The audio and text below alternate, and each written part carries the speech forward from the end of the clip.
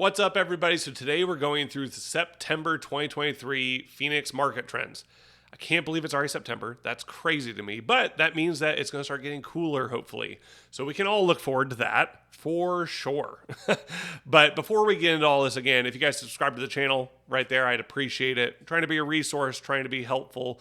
Share this with your friends, your family, if they're even interested in real estate or maybe a first-time home buyer.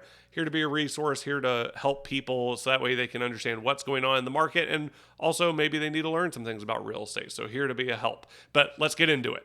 Okay, so we're going to start where we always start, and that's how many homes are on the market, because real estate is all about supply and demand. So we were just around 11,400 homes last month. This month, we're just under 12,400 homes. So an increase of almost 1,000 in a month. So a lot of people say, well, what's going on? So I will put a plug out there if you want to see my website. Here's kind of a screenshot of what that looks like and kind of what I go over. And I do this every week. I do it every Monday. I go over all that stuff. So if you want to pay attention to it, it's benchmarkforecast.com. You can look that up. But anyway, so the biggest thing is we've gone up 1,000. And the biggest reason, I've done this in a couple other videos, is interest rates. Interest rates have gone up. You know, we're seeing right now between, I believe, around 7.3 to 7.5%. You know, obviously there's a lot of variables in that, but we're seeing up there. We've kind of creeped up. We were around 7, then we were around 7.2. Now we're, 7.3, 7.5.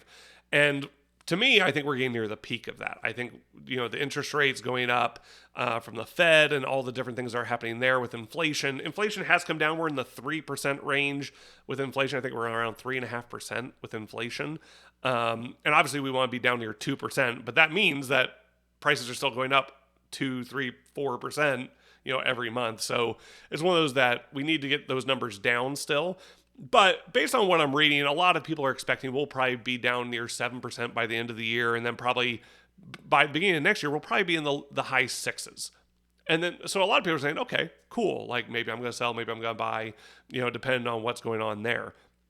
So it's one of those that interest rates are kind of running everything right now. We're seeing the cooling down because of the interest rates. Because when you go up that 0.5%, it changes your payment by a couple $100. And so it's like, okay, well, maybe not a couple hundred, but it changes it a decent amount still. And so it does matter in that sense.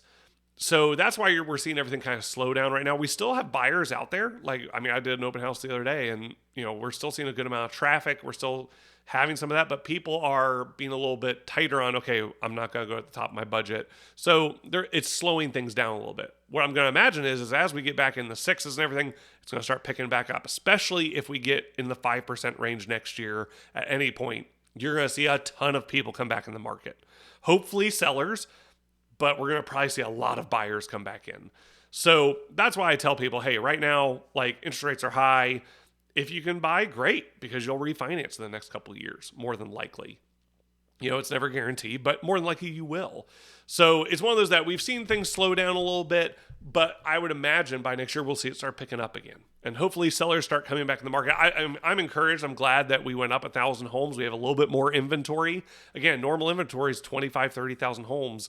So the closer we can get to that, the more balanced market would be, and that would be great for everybody. But again, buying and selling right now, it all depends on your situation. I would love to talk with you about it. If you guys are thinking, man, maybe I want to sell, maybe I want to buy, or maybe both, let's have that conversation. Let's talk through all the scenarios. That way you can know what's best for you.